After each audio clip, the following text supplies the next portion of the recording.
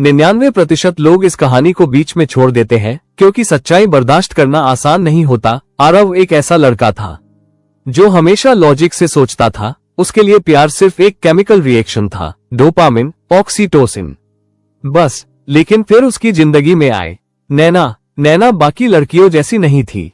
वो कम बोलती थी, लेकिन उसकी आंखें हर सवाल का जवाब दे देती थीं। पहली बार जब आरव ने उसे देखा तो उसे लगा जैसे उसका दिमाग ग्लिच हो गया हो। उसे समझ नहीं आया ये अट्रैक्ट आयन है या कुछ और। एक दिन कॉलेज में उनके प्रोफेसर ने एक एक्सपेरिमेंट कराया। उन्होंने कहा, आज तुम सबको अपने क्रश के सामने बैठकर 4 मिनट तक बिना कुछ बोले सिर्फ आंखों में देखना है। आरव और नैना आमने सामने बैठे। पहले 30 सेकंड ऑकवर्ड थे, फिर 1 मिनट बाद दिल की धड़कन तेज, और 4 मिनट के बाद दोनों की आंखों में एक अजीब सा कनेक्शन बन चुका था। साइकोलॉजी कहती है जब दो लोग लगातार एक दूसरे की आंखों में देखते हैं तो उनका ब्रेन एक इमोशनल बॉन्ड क्रिएट कर देता है, और वही हुआ। कुछ महीनों बाद नैना अचानक बदलने लगी। वो दूर रहने लगी, रिप्लाईज लेट आने लगे, और फिर एक दिन उसने कहा, आरव हमें थोड़ा स्पेस चाहिए। आरव टूट गया। उसने सोचा, क्या ये सब सिर्फ मेरे दिमाग का इल्यूजन था? आरव ने साइकोलॉजी पढ़नी शुरू की और उसे एक शॉकिंग चीज पता चली। हम अक्सर उसी इंसान से प्यार करते हैं जो हमारे अंदर की अधूरी फीलिंग्स को पूरा करता है।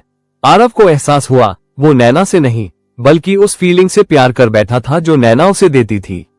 कुछ समय बाद नैना वापस आई। उसने कहा, मैं खुद को समझने के लिए दूर गई थी क्योंकि मैं तुम्हें खोने से ज्यादा खुद को खोने से डर रही थी। आरव इस बार चुप रहा। उसने सिर्फ इतना कहा, अब मैं तुम्हें पाने के लिए नहीं बल्कि खुद को खोने से बचाने के लिए प्यार करूंगा। दोनों फिर साथ आए, लेकिन इस बार उनका प्यार अलग था। अब वो एक दूसरे पर डिपेंडेंट नहीं थे बल्कि कंप्लीट थे। और यही असली साइकोलॉजी है। सच्चा प्यार वो नहीं जो तुम्हें किसी पर निर्भर बना दे, बल्कि वो है जो तुम्हें खुद के साथ भी खुश रहना सिखा दे।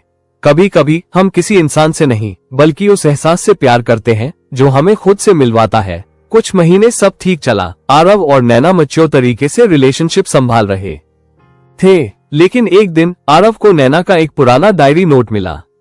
उसमें लिखा था, मैं आरव से प्यार करती हूँ, लेकिन मुझे डर है कि वो मुझे नहीं बल्कि उस वर्जन को प्यार करता है जो मैं उसके सामने बन जाती हूँ। ये पढ़कर आरव के अंदर कुछ टूट गया।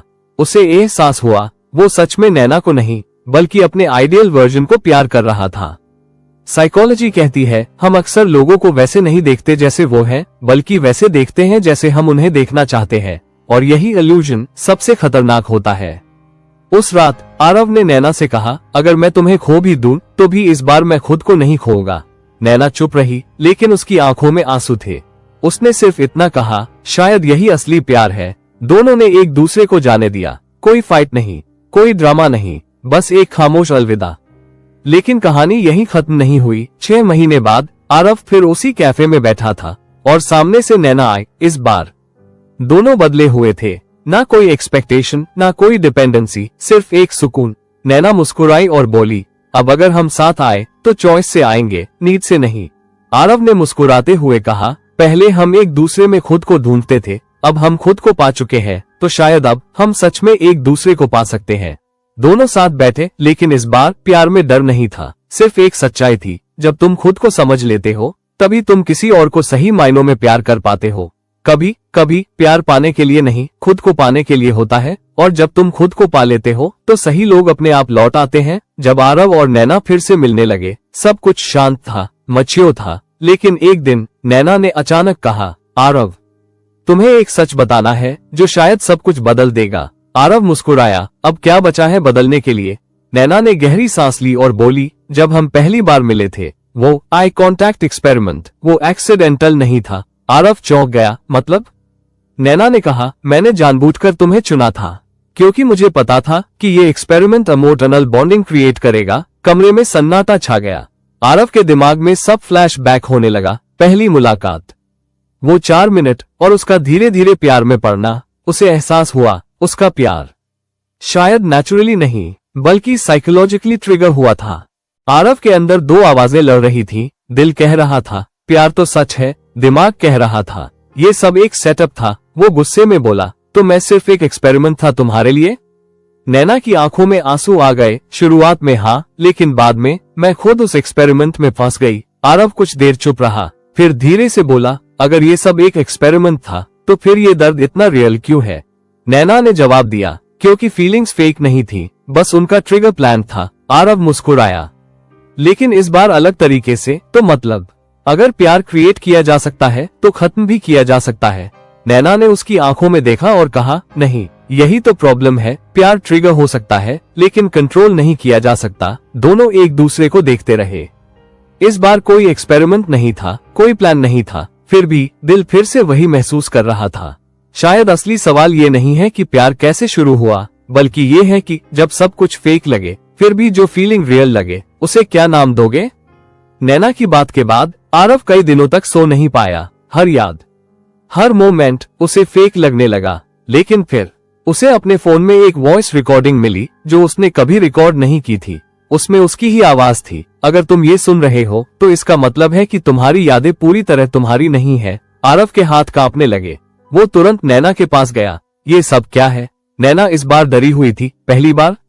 सच में? उसने कहा, आरव, ये एक्सपेरिमेंट सिर्फ आई कांटेक्ट तक नहीं था। कमरा अचानक भारी लगने लगा। नैना ने धीमे से कहा, तुम एक साइकोलॉजी प्रोजेक्ट का हिस्सा थे जहां हम ये टेस्ट कर रहे थे कि क्या इंसान की फीलिंग्स मेमोरी मैनिपुलेशन से बदली जा सकती है। आरव की दुनिया वहीं रुक गई। उसे एहसास हुआ शायद उसकी कुछ यादें असली ही नहीं है। आरव ने गुस्से में पूछा, तो क्या तुमसे प्यार भी फेक है? नैना रो पड़ी, मैं नहीं जानती, क्योंकि अब मुझे भी नहीं पता कि मेरे फीलिंग जीएस रियल है या उसी एक्सपेरिमेंट का हिस्सा। आरव हंसने लगा, लेकिन वो हंसी दर्द से भरी थी। तो हम दोनों अपने ही दिमाग के कैदी हैं? नैना चुप रही। कुछ दिनों बाद आरव को एक मेल आया, एक्सपेरिमेंट कॉम्प्लीट सक्सेसफुली। नीचे लिखा था, subject A and subject B have developed real emotional attachment despite artificial memory triggers. Aarav ने स्क्रीन बंद कर दी और धीरे से खुद से कहा, अगर सब कुछ मैनिपुलेट था तो ये दर्द इतना सच्चा क्यों है? उसी वक्त नैना का मैसेज आया, क्या तुम्हें भी सब कुछ याद आ गया? आरव ने रिप्लाई टाइप किया, लेकिन सेंड नहीं किया। वो बस एक सवाल सोचता रहा, अगर तुम्हारी यादें ही तुम्हारी नहीं है तो तुम्हारी पहचान क्या है? स्क्रीन काली हो जाती है और आखिरी लाइन, शायद हम सब किसी एक्सपेरिमेंट का हिस्सा है। आरव स्क्रीन को घूर रहा था। उंगलियां सेंड बटन पर रुकी हुई थी। नैना का मैसेज, क्या तुम्हें भी सब कुछ याद आ गया? कमरे में सन्नाटा था, सिर्फ उसकी धड़कनों की आवाज। तभी उसके फोन पर एक और नोटिफिकेशन आया, unknown number, don't reply her, this is phase 2। Aarav का दिल एक पल के लिए रुक गया। उसने डरते हुए पूछा, हु आर यू? रिप्लाई तुरंत आया, we are the ones who are watching you, just like you were watching this story. Aarav के हाथ से फोन गिर गया और तभी स्क्रीन धीरे धीरे जूम आउट होती है। पता चलता है आरव अकेला नहीं है। वो एक कमरे में बैठा है जहां चारों तरफ स्क्रीन्स लगी है और हर स्क्रीन पर कोई ना कोई उसकी ही तरह ये कहानी देख रहा है। आखिरी फ्रेम में एक लाइन चमकती है, तुम ये कहानी नहीं देख रहे, तुम्हें देखा जा रहा है। अब अगला डिसीजन तुम्हारा है, रिप्लाई करोगे या खुद को इग्नोर? कहानी अच्छी लगी तो चैनल को सब्सक्राइब जरूर करें और साथ ही एक लाइक, एक शेयर के साथ एक कमेंट भी जरूर करें।